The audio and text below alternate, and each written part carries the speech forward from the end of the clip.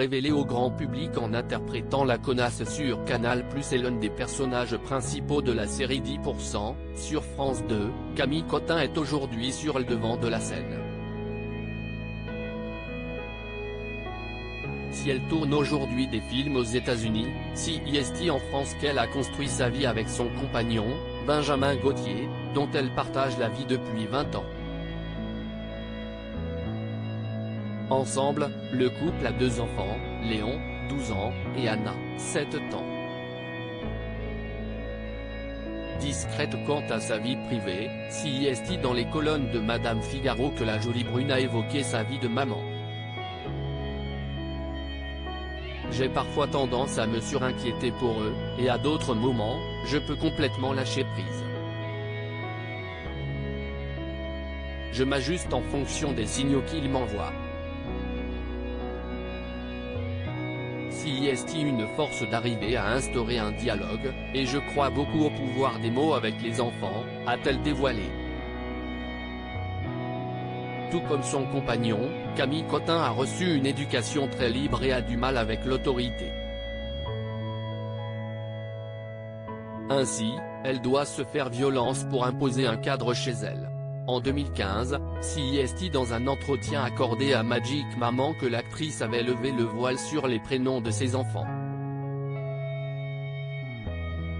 Elle avait ainsi expliqué, « Mon grand garçon s'appelle Léon, si est un prénom que j'ai toujours aimé.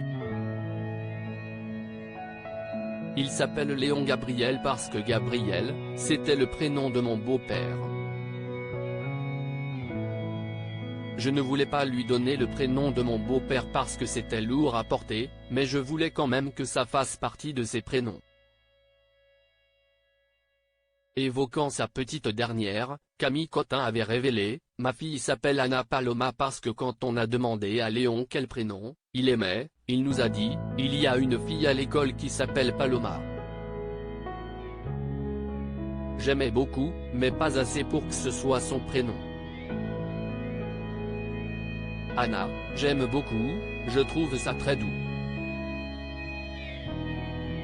La fille de Camille Cotin a déjà fait du cinéma en 2019, la petite Anna, alors âgée de 4 ans, avait joué dans le film Telle mère, telle fille de Noémie Salio. Dans un entretien accordé à Gala, l'actrice avait confié, « Ils avaient besoin d'un bébé et Noémie, la réalisatrice, m'a demandé si on pouvait mettre Anna. J'ai dit oui bien sûr. Je la trouve démente. Elle est géniale alors qu'elle n'a même pas de texte. Ça m'émeut terriblement quand je la vois à l'écran. Sa fille, souhaite-t-elle devenir actrice? On verra.